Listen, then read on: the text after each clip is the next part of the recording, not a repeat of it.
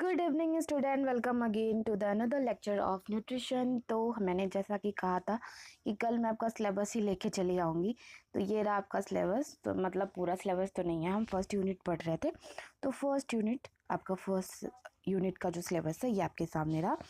तो हमने सब कुछ कंप्लीट कर लिया, सब कुछ। तो हमारा ये वाला सेशन चल रहा था, आज ये पूरे तरीके से कंप्लीट हो जाएगा। उसके बाद हमारा first chapter, first unit, sorry chapter नहीं, फर्स्ट यूनिट आपका कंप्लीट हो जाएगा। ठीक है, तो चलो स्टार्ट करते हैं। उसके बाद और कुछ बातें हैं तो वो बाद में करते हैं। तो देखो, हम क्लासिफिकेशन पढ़ रहे थे। हमने 6 क्लासिफिकेशन थे जिसमें से हमने 2 पढ़ लिया था। ठीक है, और ये तीसरा क्लासिफिकेशन क्या है आपका? Classification on the basis of chemical composition. ठीक है, अब उसमें क्या क्या है? सिंपल है, carbohydrate, protein, fat, vitamin, mineral. अभी आप सोचोगे मैम आपने ये पूरा क्यों नहीं लिखा? तो पूरा इसलिए नहीं लिखा क्योंकि मैंने प्रीवियस लेक्चर में भी इसके बारे में बहुत सारी चीज़ें बताई थी, एंड इवन आने वाले भी बहुत सारे लेक्चर में इस सब का आप डिटेल पढ़ोगे। तो कोई यहाँ पे इसका कोई ज़रूरत नहीं था, तो मैंने नहीं दिया। कि classification on the basis of the chemical composition में आपके ये 5 चीज़ें आएंगे। फॉर एग्जाम्पल, अगर आप जानते होगे तो कार्बोहाइड्रेट का जो स्मॉलेस्ट यूनिट होता है वो होता है सेक्राइड। ठीक है, आपने सुना होगा। तो उससे फिर पॉलीसेक्राइड बनता है, ठीक है, डाइसेक्राइड बनता है। तो ये अभी आप पढ़ोगे डिटेल में, इसी वजह से मैंने नहीं लिखा कि अभी आपको तुरंत कंफ्यूजन हो जाता, तो मैंने जस्ट डायरेक्टली लिख दिया है। देन है प्रोटीन। देखो प्रोटीन का क्या लास्ट यूनिट है? Amino acid. अमाइनो एसिड, कितने अमाइनो एसिड मिलके कितने प्रोटीन बनते हैं, ये सब आप प्रोटीन वाले चैप्टर में पढ़ोगे। फैट क्या है? Fatty acid.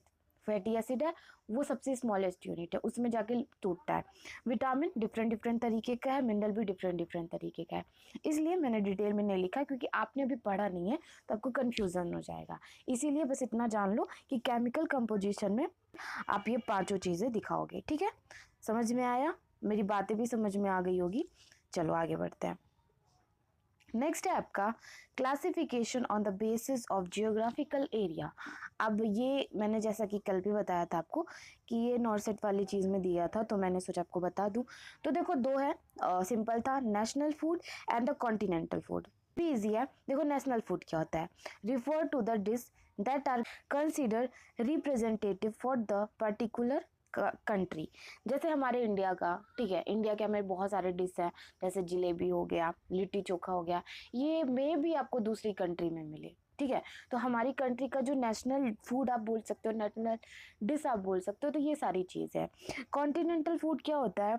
Generally refer to the western and the central European, particularly those from the countries like France, Italy, Spanish and Germany.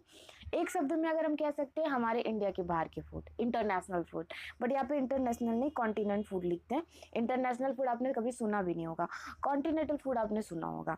तो आपको अगर ये याद हो जाएगा, जैसे generally refer to the western food में, ठीक है, वेस्ट एरिया में, जो हमारा ईस्ट वेस्ट नॉर्थ साउथ होता है ना, वो वाले वेस्टर्न एरिया में, सेंट्रल यूरोप में, और कुछ पर्टिकुलर कंट्रीज में जैसे France, Italy, Spanish and Germany में आपको ये डिशेज मिल जाएंगी।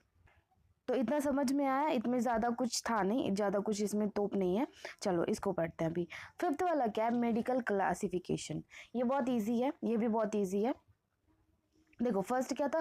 Full diet. फुल डाइट मतलब हम जो सब कुछ ले रहे हैं बिना किसी संकोच के, कार्बोहाइड्रेट, फैट, विटामिन, मिनरल ठूस ठूस के ले रहे हैं।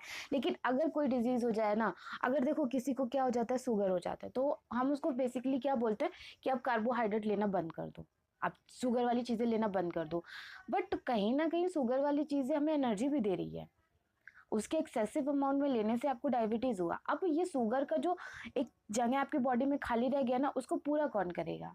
तो आप कहोगे कि दीदी पहले से शुगर वाला चीज़ है ही अंदर, तो वही पूरा कर देगा। तो बेसिकली वही बात है। तो कुछ चीज़ें अगर आपकी रुक जा रही है ना, तो उसको फिर हम क्या बोल देते हैं? Medical classification.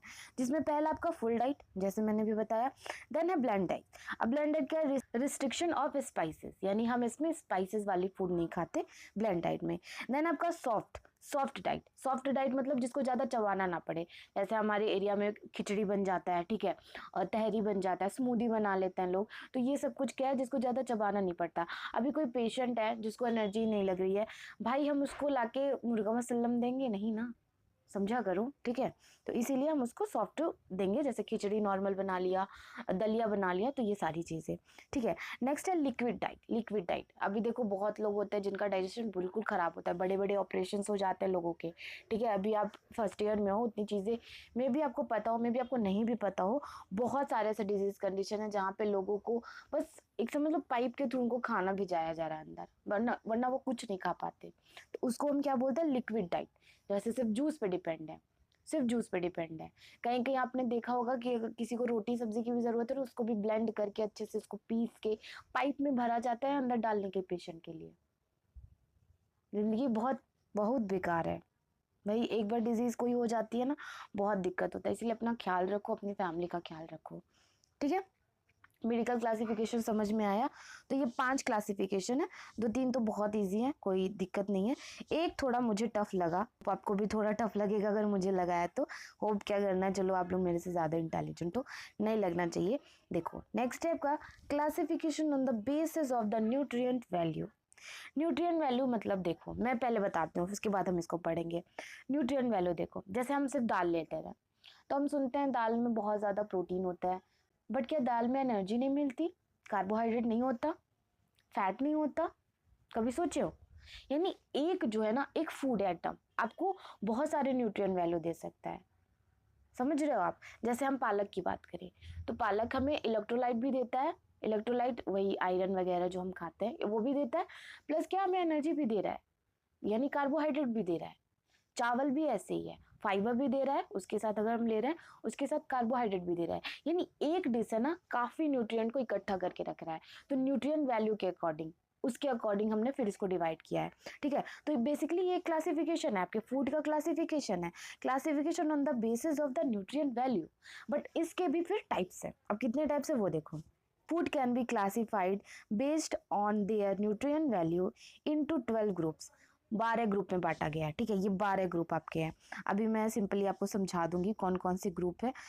ये 12 ग्रुप है, यहाँ पे लिखा भी हुआ है, तो एक बार आप पढ़ लो, आपको अच्छे से यहाँ पे समझ में आएगा। देखो हाँ, तो मैंने इसको गूगल से कॉपी पेस्ट किया, अब ये मत कहना कि ये आप चोरी कर रही हो, भाई दिमाग लगाया है मैंने, ठीक है। इससे आपको अच्छे से समझ में आएगा, इसी वजह से मैंने डायरेक्टली इसको स्क्रीनशॉट लेके उतार लिया। देखो hence more detail breakdown of this 12 food. हम इस 12 ग्रुप का जो फूड है ना उसको डिवाइड करते हैं एक थोड़ा सा डिटेल में, आपको इससे समझ में भी आएगा। तो देखो क्या है यहाँ पे, फूड ग्रुप्स, फूड ग्रुप्स के बाद उसके एग्जाम्पल, कौन कौन से एग्जाम्पल है और कौन कौन से न्यूट्रिएंट मिल रहा है। अब न्यूट्रिएंट बेसिकली 5 चीज़ें ही मिलेगी, that is carbohydrate, protein, fat, vitamin and mineral. देखो मिनरल के बहुत सारे टाइप होते हैं, बहुत सारे टाइप होते हैं। आपको विटामिन के भी मिल जाएंगे, D vitamin, C vitamin, A vitamin, तो ये इसके भी। एंड मिनरल के कभी कैल्शियम मिलेगा, कभी आयरन मिलेगा, कभी फास्फोरस मिलेगा, ठीक है। तो ये सारी चीज़ें भी होती रहेगी। तो चलो फटाफट से इसको पहले पढ़ते हैं। फर्स्ट ग्रुप है आपका ग्रेन्स। ग्रेन्स में क्या क्या है, ब्रेड, राइस, पास्ता, ओट्स, समझे? इस तरीके से आप बना लोगे ना तो आपको याद रहेगा। आप ऐसे एक चार्ट बना लेना, ठीक है। देखो की न्यूट्रिएंट में क्या क्या, जैसे ब्रेड में आपको क्या क्या मिल रहा है, ब्रेड में आपको कार्बोहाइड्रेट में मिल रहा है, प्रोटीन भी मिल रहा है एंड फाइबर में मिल रहा है। सेम राइस में भी आपको कार्बोहाइड्रेट, प्रोटीन एंड फाइबर मिल रहा है। फिर आपको पास्ता में भी सेम चीज एंड ओट्स में भी सेम चीज मिल रही है। समझ आया फर्स्ट ग्रुप, ऐसे सिंपली समझते जाओ। देन आपका मिल्क एंड मिल्क प्रोडक्ट, यानी मिल्क और मिल्क प्रोडक्ट से हमें क्या क्या चीज़ें मिल रही है, पहले हम देखते हैं एग्जाम्पल कौन कौन सी चीज़ें मिल रही है।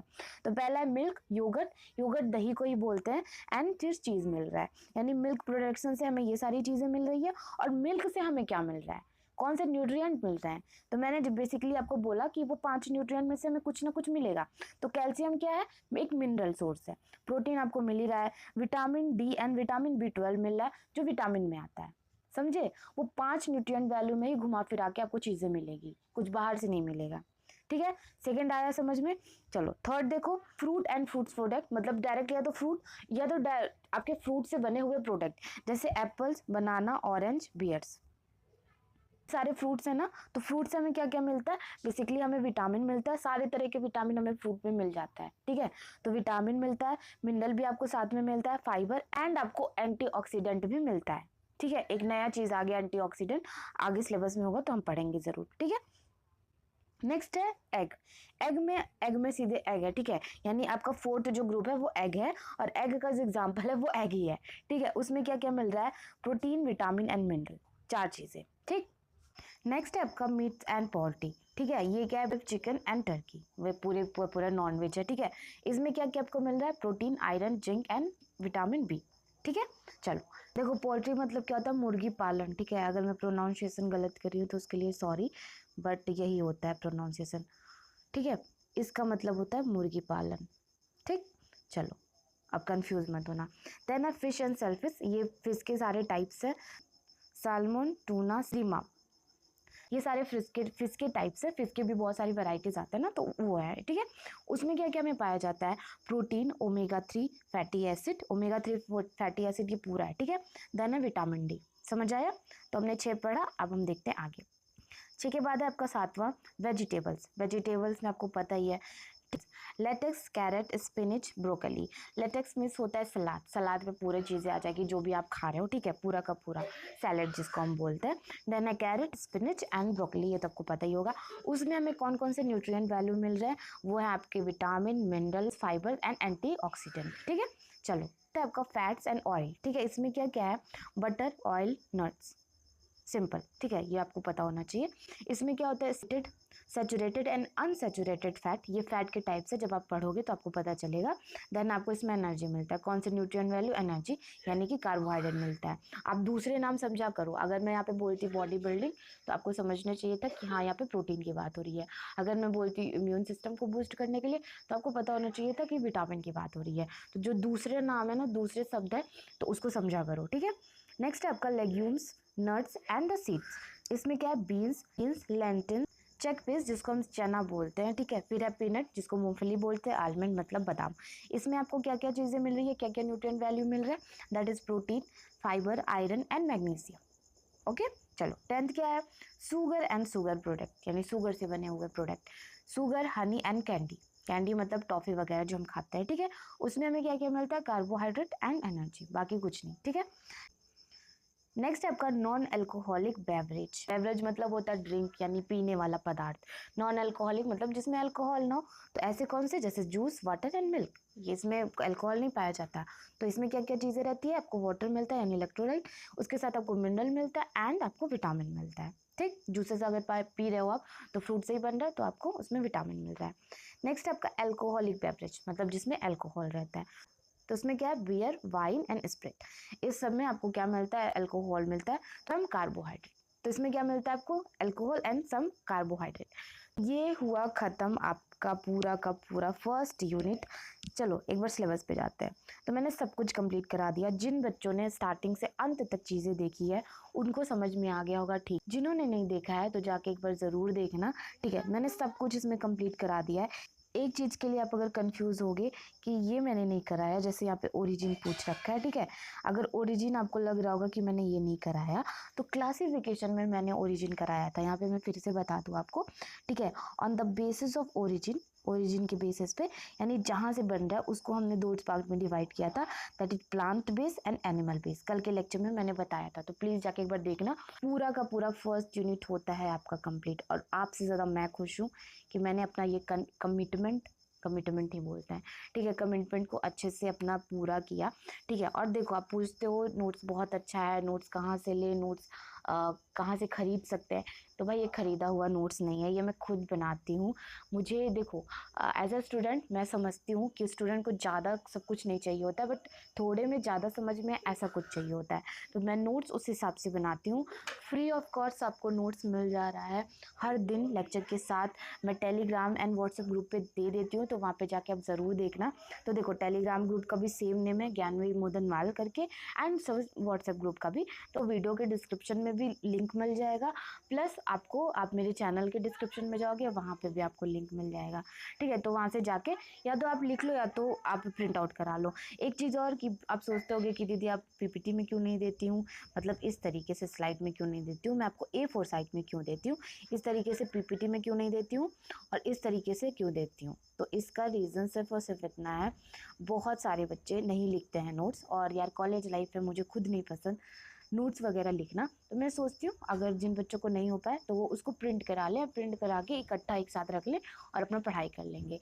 अगर आपको नोट्स चाहिए, इकट्ठे नोट्स चाहिए, तो वो भी मैं जैसे ही लेक्चर कंप्लीट होगा एक साथ सब कुछ पूरा का पूरा नोट्स आपको दे दूँगी, ठीक है? क्योंकि अभी प्रोसेसिंग में बना रही हूँ, फिर ही आपको दे पा रही हूँ, तो इसीलिए एक साथ नहीं हो पाएगा। रही बात एमसीक्यू कराने की, तो ठीक है, बच्चे ने कहा कि संडे को कराइए, बट देखते हैं संडे को, अभी संडे को तो नहीं हो पाएगा, नेक्स्ट संडे ज़रूर देखेंगे, ठीक है? So that's all for today. Next lecture में हम पढ़ेंगे आपका कार्बोहाइड्रेट, ठीक है? वो भी बहुत अच्छे तरीके से पूरा का पूरा, जहाँ तक जितना तक आपको ज़रूरत है कार्बोहाइड्रेट के बारे में, सब कुछ मैं इस चैनल पे ज़रूर लेके आऊँगी। जितने भी आपके कॉम्पिटिटिव एग्ज़ाम के लिए ज़रूरी है, जितना आपको यूनिवर्सिटी के एग्ज़ाम के लिए ज़रूरी है, ईच एंड एवरीथिंग। तो thanks for watching this video and पढ़ते रहो, एंजॉय करते रहो। मिलते हैं कल के लेक्चर में, तब तक के लिए बाय। Thank you.